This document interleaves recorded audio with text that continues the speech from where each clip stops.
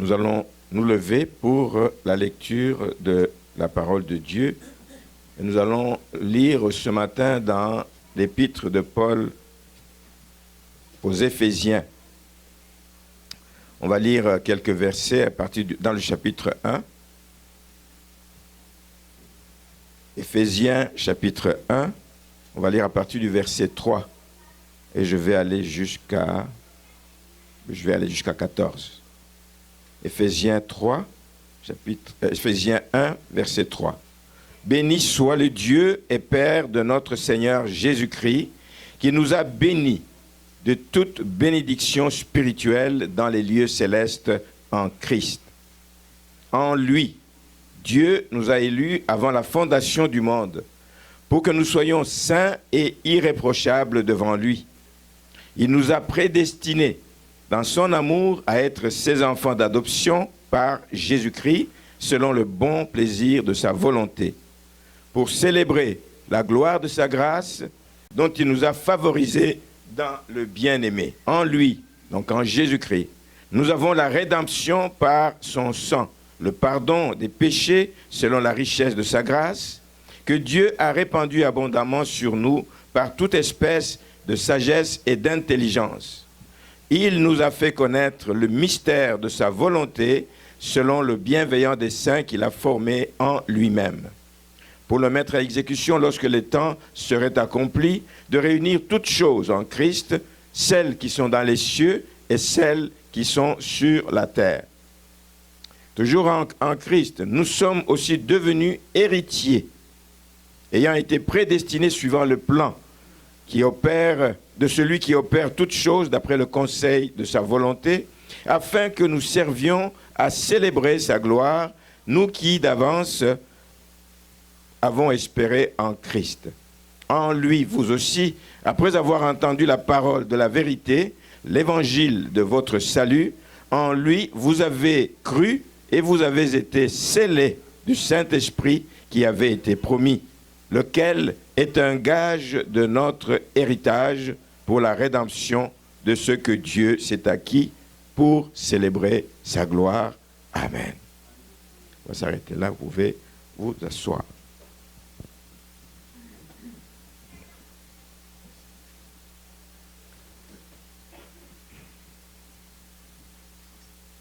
Nous avons aussi un verset dont je vais parler tout à l'heure, je vais le lire tout de suite, Colossiens 3.3 qui dit « Car vous êtes morts et votre vie est cachée avec Christ en Dieu. » Vous êtes morts et votre vie est cachée avec Christ en Dieu. Voici un autre privilège que nous avons, de savoir que notre vie est cachée. Et ça va être ça le titre du message. Cachée avec Christ en Dieu. On est à la bonne place. On est en sécurité. Il est notre protecteur, il est notre refuge, il est un appui sûr qui ne manque jamais. Alors, il y a quelques jours, ici ou dans une réunion de semaine, je ne me rappelle plus, je disais à l'église que nous vivons ici-bas sur terre, mais comme de simples passagers, parce que notre demeure est dans les cieux. C'est dans les cieux que nous avons un avenir glorieux. Il y a quelque chose de bon qui nous attend dans les cieux. Nous sommes passagers ici-bas, nous sommes juste passagers et nous avons un avenir qui nous est réservé. Comme passagers, nous devons savoir comment nous comporter sur terre, parce que nous ne sommes que des pèlerins qui sont en route vers leur patrie céleste. La Bible nous dit dans le livre d'Apocalypse au chapitre 12, le verset 12, « Malheur à la terre et à la mer, car le diable est descendu vers vous, animé de grande colère, sachant qu'il lui reste ou qu'il a peu de temps. » Le diable est descendu dans sa fureur, il a été précipité parce qu'il n'a pas obéi, il a voulu se rebeller contre Dieu, il a été précipité. Alors malheur à la terre et à la mer, il est descendu avec fureur, animé d'une grande colère, il vient pour faire du mal. Mais il va le faire au maximum parce qu'il sait qu'il lui reste peu de temps. Peu de temps. Il va travailler d'arrache-pied pour accomplir sa sale besogne.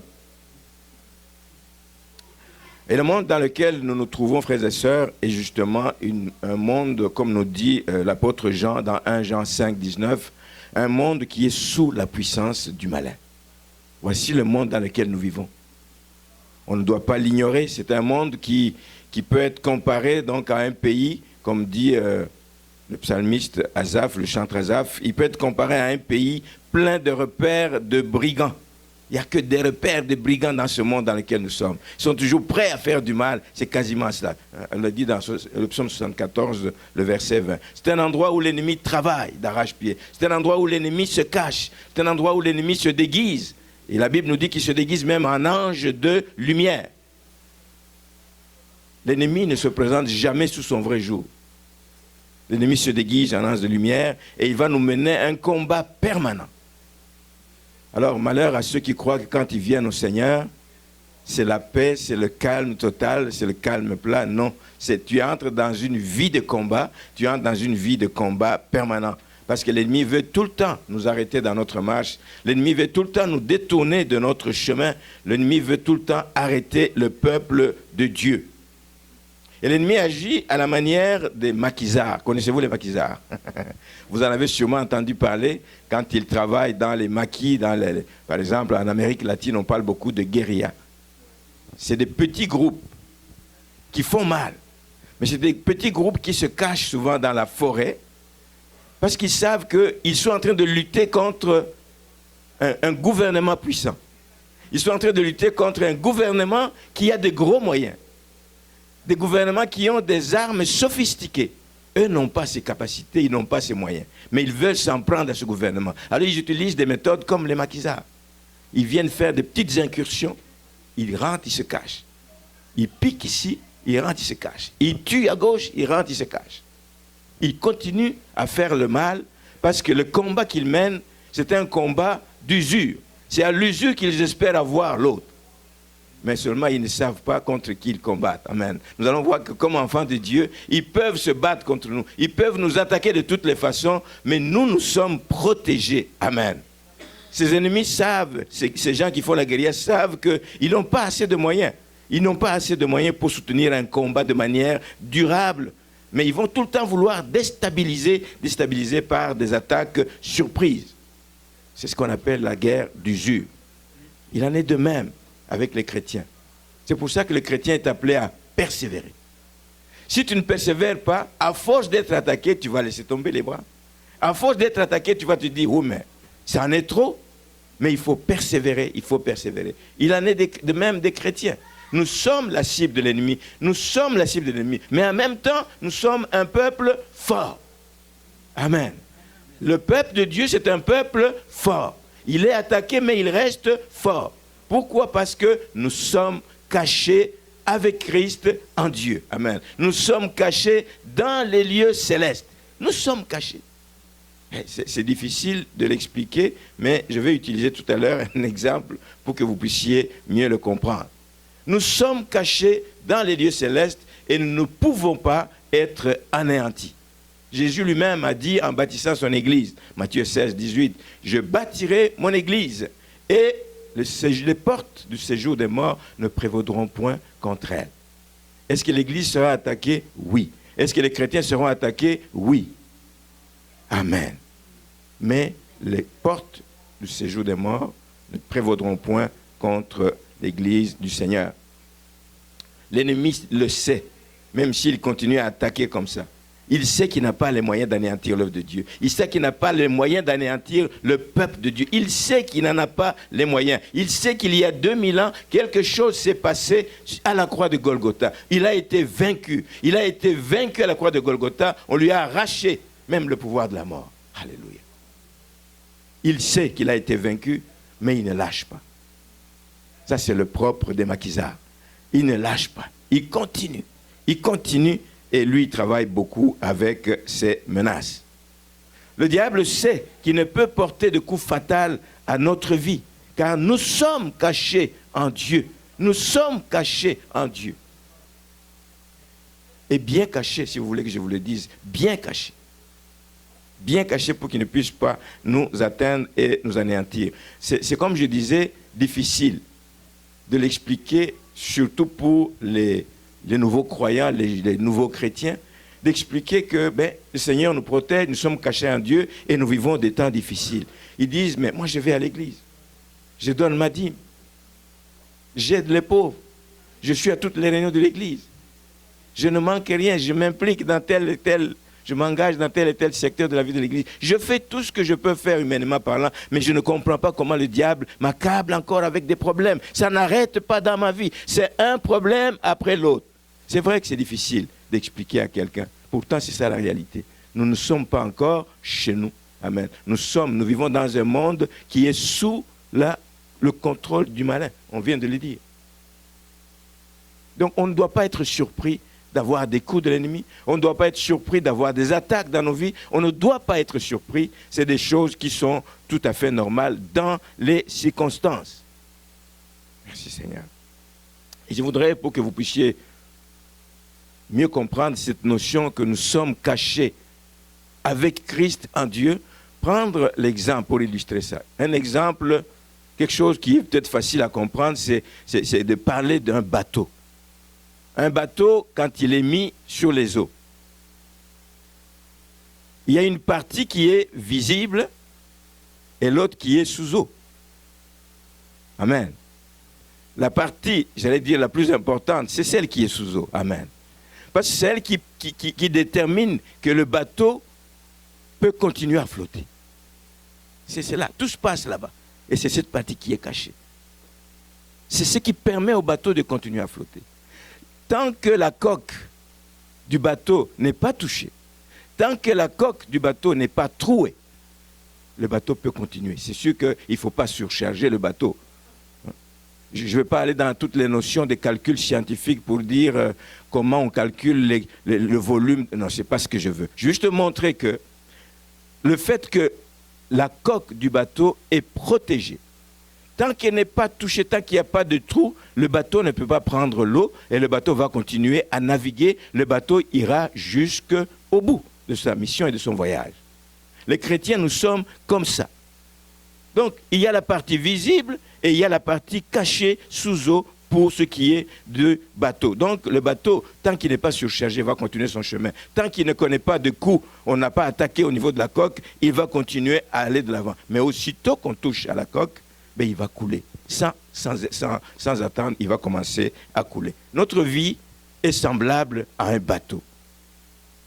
Nous naviguons dans les eaux de ce monde, nous naviguons dans les eaux, mais il y a une partie de nous qui est visible. Celle que l'attaque, l'ennemi vient attaquer. C'est cette partie visible. Il lance des flèches, il lance des bombes, il lance des ci et de ça sur cette partie visible et il essaye de détruire, il croit qu'il va nous atteindre. Il ne peut pas nous atteindre tant qu'il ne touche pas à la partie qui est cachée. Or, nous disons que nous sommes cachés en Christ, et en Dieu, avec Christ. Mais entre les mains de Dieu, personne ne peut nous ravir. Personne ne peut nous ravir. Donc les chrétiens, nous sommes cachés à la bonne place. Nous sommes en sécurité dans cette partie cachée qui nous permet de continuer à flotter. Même s'il y a des coups, même si le bateau va tanguer, mais nous continuons à aller de l'avant parce que nous sommes cachés en Dieu dans les lieux célestes. Là où l'ennemi ne peut pas nous atteindre, là où l'ennemi ne peut pas nous faire couler, là où l'ennemi ne peut pas nous arrêter dans notre marche chrétienne. Merci Seigneur. C'est un petit peu ce que l'apôtre Paul exprime. On va lire ça dans 2 Corinthiens chapitre 4. C'est un petit peu cette notion qu'il veut exprimer, de Corinthiens chapitre 4, le verset 8. Il dit,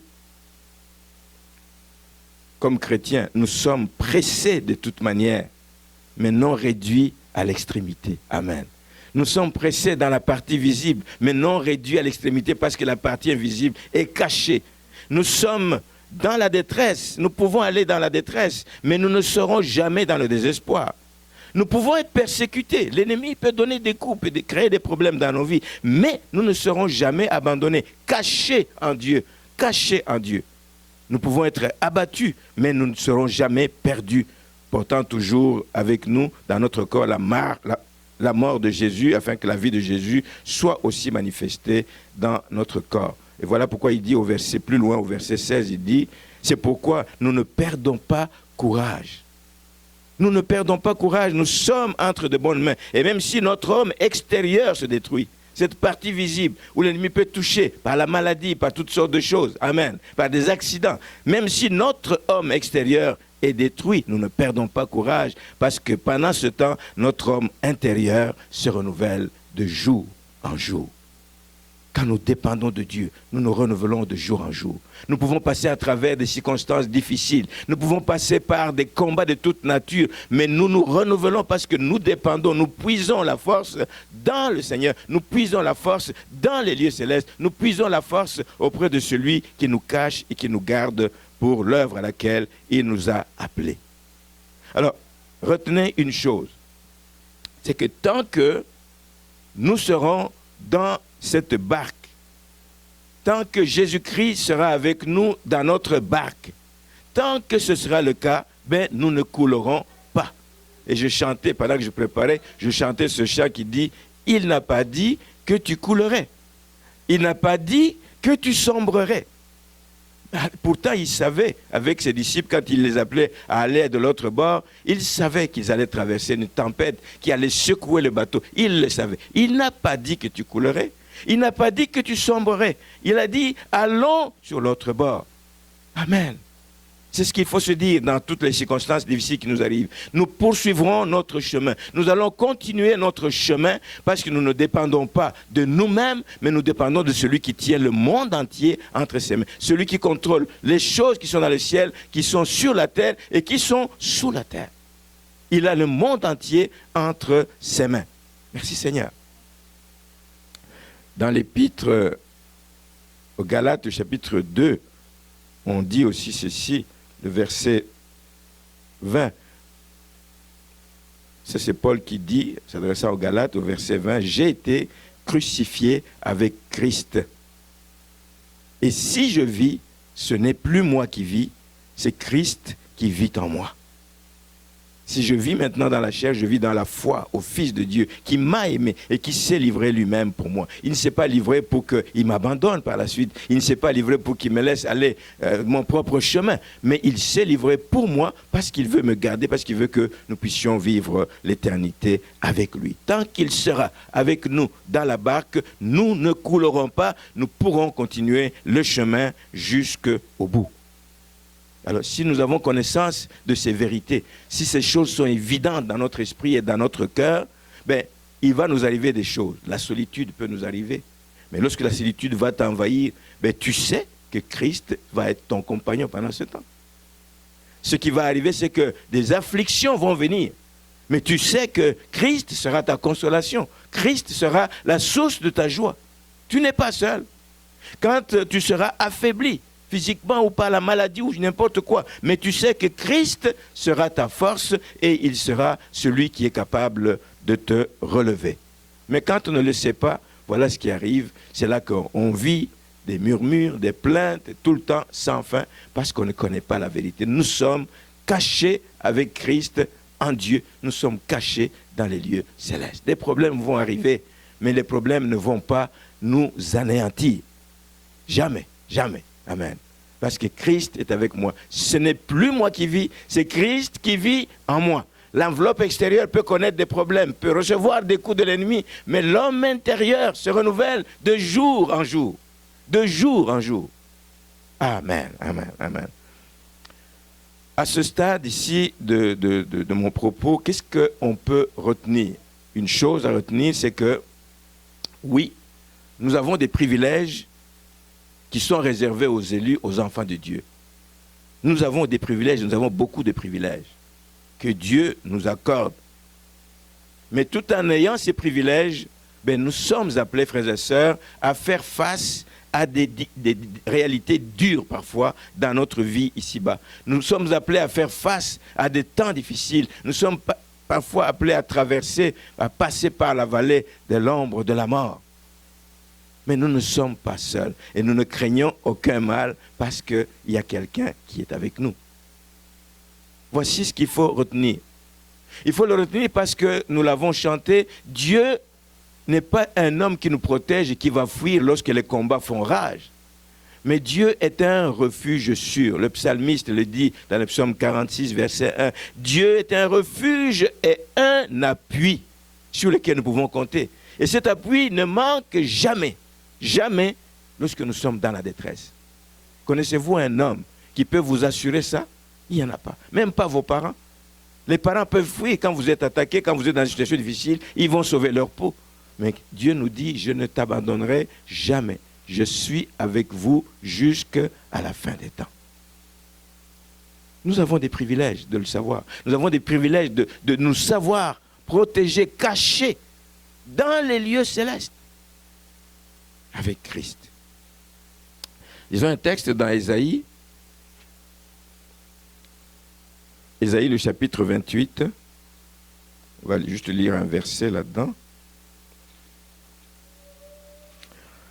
Ésaïe 28, le verset 16 dit ceci. C'est pourquoi, ainsi parle l'Éternel, une prophétie donc d'Ésaïe, voici, j'ai mis pour fondement en Sion une pierre éprouvée, une pierre angulaire de prix, solidement posée. Celui qui la prendra pour appui n'aura point hâte de fuir. Quand l'ennemi est sur nos trousses, si nous savons que nous avons la pierre angulaire comme appui, nous n'aurons pas hâte de fuir. Nous n'aurons pas peur. Nous n'allons pas trembler parce que nous savons que nous nous appuyons sur une pierre éprouvée, une pierre angulaire. Et cette pierre a été décrite par l'apôtre Pierre lorsqu'il faisait son discours. Après qu'ils aient été arrêtés, on les a empêchés de prêcher le nom de Jésus-Christ. Quand ils se retrouvent devant le Sanhédrin pour juger, parmi les choses que Pierre a dites dans sa défense, il dit que Jésus est la pierre rejetée, celle qui est devenue la principale, la pierre angulaire. Amen. Nous nous accrochons sur la pierre angulaire, sur la principale de cet édifice qu'est l'œuvre de Dieu. Nous nous accrochons et nous nous appuyons dessus et nous n'aurons point hâte de fuir. Nous n'aurons point hâte d'abandonner. Nous n'aurons point hâte de dire c'est trop parce que nous savons qu'il nous garde, il nous protège, il est avec nous dans les bons moments comme dans les moments difficiles. Il a été avec des gens comme David quand il était pourchassé par Saül. Il a été avec des gens comme Daniel, quand ils étaient maltraités par le roi, et même tous ses compagnons, quand on les a jetés dans la fosse au lion et quand on l'a jeté dans la fournaise ardente, il était avec eux. La pierre angulaire, c'est sur laquelle nous nous appuyons, c'est Jésus-Christ. Et c'est ça qui nous permet de rester inébranlable. Un enfant de Dieu doit être inébranlable, il doit être ferme dans sa position. Amen. Ce qui nous permet d'être fermes, ce qui nous permet de ne pas être ébranlés, c'est le fait que nous demeurons en Christ, et rien d'autre. Ce n'est pas nos propres capacités, ce n'est pas parce que nous sommes issus d'une famille telle et telle, mais c'est parce que nous demeurons en Christ. Demeurer en Christ, c'est demeurer dans sa parole. Demeurer en Christ, c'est demeurer en accomplissant ce que sa parole nous dit de faire. Voici ce que c'est que demeurer en Christ. Nous serons inébranlables chaque fois que nous nous rappelons que nous sommes un peuple béni. Savez-vous que vous êtes bénis? Amen. Quand je dis béni, tout de suite on pense à la bénédiction matérielle.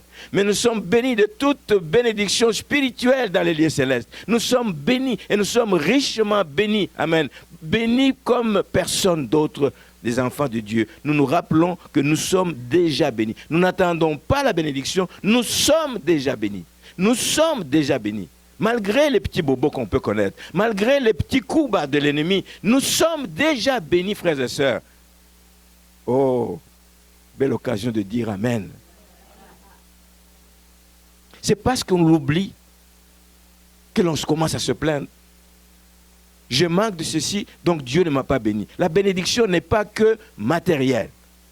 La bénédiction matérielle est un bonus, mais la vraie bénédiction, c'est celle qui est spirituelle. Amen. Et nous allons le voir dans le texte que nous avons lu dans Éphésiens. C'est ce qui est expliqué là-dedans. C'est ce que nous avons lu donc dans l'épître de Paul aux Éphésiens. On va rentrer là-dedans au chapitre 1er, où on voit que la bénédiction avec laquelle nous sommes bénis, c'est une bénédiction totale, pas partielle, c'est une bénédiction totale, dans la mesure où elle concerne à la fois notre passé. Elle concerne notre présent et notre futur. Nous sommes déjà bénis si Dieu nous garde jusqu'à l'an 2020 et s'il n'est pas encore de retour. Je suis déjà béni en 2020 si Dieu permet que je me rende jusque-là. Une bénédiction totale, pas partielle, qui ne nous couvre pas partiellement. Nous sommes bénis totalement, totalement.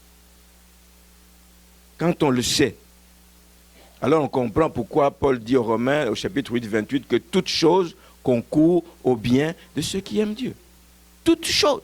Même les choses qu'on n'aime pas dans nos vies, même les choses qui sont difficiles, tout concourt à notre bien. Parce que nous sommes déjà bénis. Nous vivons dans une bénédiction permanente. Alléluia. Nous vivons dans une bénédiction permanente. Il faut le savoir. Il faut le savoir. Quand on se le dit, quand on se le répète, quand on y croit de plus en plus et chaque jour qui passe, ben, l'ennemi va dire, je crois que j'ai tapé à la mauvaise porte. Je crois que j'ai touché à l'intouchable. Je crois que j'ai cru faire affaire avec quelqu'un qui allait me suivre, mais c'est quelqu'un qui connaît son identité. D'un homme béni, d'une femme bénie de l'Éternel. Une bénédiction qui n'est accompagnée d'aucun chagrin. Une bénédiction que personne ne peut te ravir. Et nous allons parcourir un petit peu ces bénédictions que le Seigneur nous promet, qu'il nous a déjà données plutôt, dont nous avons parlé dans l'épître aux Éphésiens. Éphésiens, chapitre 1er. On va lire au verset 4. On dit qu'en lui, en Christ, Dieu nous a élus. Nous sommes un peuple élu. Nous sommes un peuple choisi. Quelle bénédiction! Choisi par qui? Choisi par celui qui a tout pouvoir entre ses mains.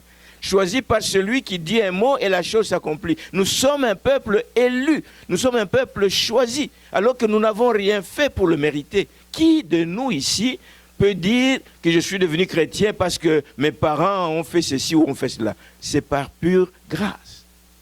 Nous sommes un peuple élu. Élu. Et nous avons été élus, on le dit, avant la fondation du monde. C'est vrai, c'est impossible que ce soit nos parents parce qu'avant la fondation du monde, ils n'étaient pas là. Avant la fondation du monde, on était déjà élus. On était déjà choisis par Dieu. Donc nous n'avons pas de mérite là-dedans. La seule chose qui nous est demandée en retour, la seule responsabilité qui est la nôtre dans ces conditions, mais c'est juste d'entrer dans cette bénédiction, c'est de croire. Croire en Dieu, croire en Jésus-Christ et entrer et vivre et palper cette bénédiction de notre vie, pendant notre vie ici. Nous sommes déjà élus, mais la seule responsabilité, c'est de croire en Jésus-Christ. Alors, croire en Jésus-Christ, c'est une offre qui a été faite à des multitudes. À des multitudes. Aujourd'hui encore, cette offre de Dieu est valable. Elle est encore disponible pour ceux qui continuent à errer dans les rues, etc., sans connaître le Seigneur. Mais souvent, et pas souvent, toujours, ceux qui ne viennent pas au Seigneur, c'est eux qui ne veulent pas de cette offre. L'offre est là. Elle est encore disponible aujourd'hui, mais les gens n'en veulent pas. Amen. Quand Jésus-Christ est arrivé à Jérusalem et qu'il a connu une opposition, justement, il leur dit dans l'épître de Jean, l'évangile de Jean, il leur dit ceci, que vous sondez les Écritures. Jean chapitre 5, les versets 39 et 40, je vais paraphraser. Vous sondez les Écritures. Vous cherchez dans les Écritures parce que vous croyez avoir en elles la vie éternelle. Non, ce n'est pas la bonne place. Amen. La vie éternelle est en Jésus-Christ. Il dit, vous sondez les Écritures. Il dit ça à tous ces gens donc, qui étaient dans la ville de Jérusalem, mais qui ne voulaient pas, qui ne voulaient rien savoir donc, de Jésus-Christ. Il leur dit, vous sondez les Écritures parce que vous croyez en elles, trouvez en elles la vie éternelle. Et vous ne voulez pas venir à moi pour avoir la vie. La vie éternelle. La vie éternelle est en moi, dit Jésus-Christ. Donc, pour avoir cette vie éternelle, c'est donc de donner sa vie au Seigneur. Nous sommes un peuple élu, choisi, avant la fondation du monde. Quelle bénédiction, quel privilège. La deuxième chose que nous voyons dans cet épître de Paul aux Éphésiens, c'est au verset suivant, le verset 5, qui dit « Il nous a prédestinés dans son amour. » Dieu nous a prédestinés à devenir ses enfants d'adoption. Enfants de Dieu, on le devient. Jean 1, 12, à tous ceux qui ont reçu Jésus, la parole, la lumière qui est venue dans ce monde, à tous ceux qui l'ont reçu, il a donné le pouvoir de devenir enfants de Dieu. Et tous ceux à travers le monde qui sont devenus enfants de Dieu sont nos frères et nos sœurs, dont Maman Donna aime souvent parler quand il cite ce verset de Marc 10, 30. Il dit « Tous ceux qui auront tout quitté pour moi, je leur donnerai des frères et des sœurs. » Vous êtes mon frère, vous êtes ma sœur, parce que nous avons été prédestinés à devenir tous des enfants d'adoption. Amen. Il nous promet des frères, il nous promet des sœurs, et nous sommes frères et sœurs, les enfants d'un même Père. Le verset 7 de cet épître dit ceci: « En lui, nous avons la rédemption. Nous avons la rédemption par son sang. Nous avons le pardon des péchés selon la richesse de sa grâce. » C'est en Christ que nous avons la rédemption. C'est en lui que nous avons été rachetés. C'est par le sacrifice de la croix que nous avons été justifiés. Nous sommes un peuple pardonné de tous nos péchés. Alléluia. Quel privilège. Péché passé, présent et à venir. Pardonné de tous les péchés. Quel privilège. Quelle bénédiction de se savoir pardonner. Paul nous dit dans l'épître aux Colossiens, chapitre 2, verset 14, que l'acte dont les ordonnances nous condamnaient, il y avait un acte signé dont les ordonnances nous condamnaient parce que nous étions rebelles, nous étions désobéissants, nous nous étions éloignés de Dieu. L'acte dont les ordonnances nous condamnaient a été effacé. Waouh! Pas de trace. A été effacé. Mieux, il a été détruit. Aujourd'hui, nous n'avons plus de casier judiciaire. Alléluia. Savez-vous ce que c'est qu'un casier judiciaire? Comment il poursuit quelqu'un toute sa vie? Mais nous n'avons plus de casier judiciaire. Parce que Dieu a accompli de grandes choses. Il a tout effacé. Cet acte qui nous condamnait, tout a été effacé. Quel privilège, quelle bénédiction. Et personne ne pouvait acheter ça. Personne ne pouvait trouver un autre avocat que Jésus-Christ seul qui pouvait le faire. Amen. Merci Seigneur. L'acte a été effacé. Il a été détruit. Au verset 11, il est dit, en lui, nous sommes aussi devenus héritiers, ayant été prédestinés suivant le plan de celui qui opère toutes choses d'après le conseil de sa volonté. Nous sommes devenus héritiers. Alléluia. Quand on a un père riche, on est riche. Nous sommes héritiers de la grâce de Dieu. Il est riche en bonté. Amen. Nous sommes héritiers de la grâce de Dieu. Nous sommes devenus héritiers de Dieu. Et nous sommes devenus héritiers des plus grandes et des plus précieuses promesses. Waouh! Ce n'est pas une promesse, juste petite promesse en passant là-bas qui peut changer. Des plus grandes et des plus précieuses promesses. C'est-à-dire, c'est des promesses d'une vie éternelle. C'est des promesses d'une vie abondante. Je suis venu pour que mes brebis aient la vie et la vie en abondance. Voici les promesses que nous avons. Voici les promesses que nous avons. Amen.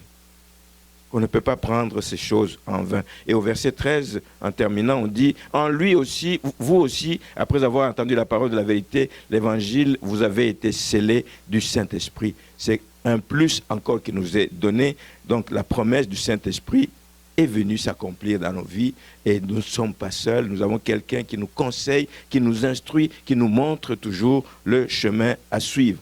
Et le Saint-Esprit est le gage, le Saint-Esprit est la garantie, le Saint-Esprit est l'assurance dont nous avons besoin d'une gloire à venir. Amen. C'est le travail que le Saint-Esprit fait à nous. Il y a une gloire qui nous attend et il nous aide à marcher dans ces voies de sanctification, de crainte de Dieu pour qu'un jour nous puissions vivre dans cette gloire. Il est le gage. Il est le gage, il est l'assurance de la gloire à venir. J'espère que ce matin, après avoir entendu tout ça, il y a un soulagement qu'il y a en vous. Est-ce que vous éprouvez un soulagement? Il y a un soulagement, frères et sœurs.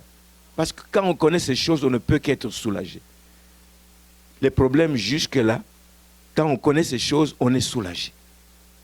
Quel soulagement aussi de savoir combien le plan de Dieu est parfait. Ce qu'il a prévu, il l'accomplit sans faille. Donc toutes les promesses qu'il y a, ce qu'il a fait comme plan pour ta vie, lui seul va l'accomplir. Et personne ne peut s'opposer à la réalisation du plan de Dieu dans ta vie. Quel soulagement de le savoir. L'ennemi attaque, l'ennemi te fait croire des choses. L'ennemi te montre les choses négatives, comme tu as chanté tout à l'heure. tu as un rêve, etc. Persévère.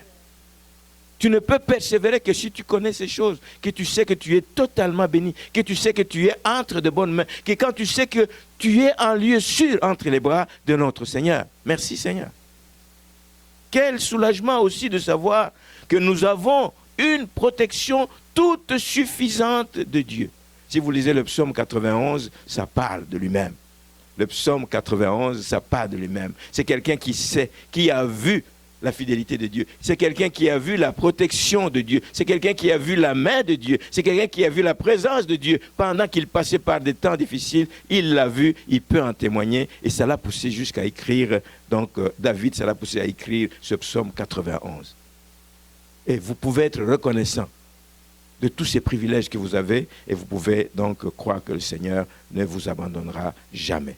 Alors en terminant ce matin, avant qu'on ne passe prendre la Sainte Seine, je voudrais juste vous encourager à ne jamais oublier, frères et sœurs, cette position privilégiée que nous avons en Christ. Nous avons une position privilégiée qui est enviée par l'ennemi. Lui n'a plus accès à cette place dans les lieux célestes. Il ne peut plus aller. Il a été précipité sur la terre. Il nous envie. Il nous envie parce qu'il sait que nous passerons l'éternité avec Dieu. Et il connaît Dieu. Il connaît Dieu pour avoir été en sa présence. Il connaît Dieu pour avoir été le chant par excellence en sa présence. Il connaît Dieu. Il connaît les privilèges de ceux qui sont. Il sait combien c'est beau là-haut. Il le sait. Il a été précipité et il veut qu'il parte dans les feux éternels avec plusieurs. C'est pour ça qu'il attaque, qu'il attaque, qu'il attaque. Mais ceux qui se confient en Dieu, amen, ceux qui sont à l'ombre de ses ailes n'auront aucune crainte.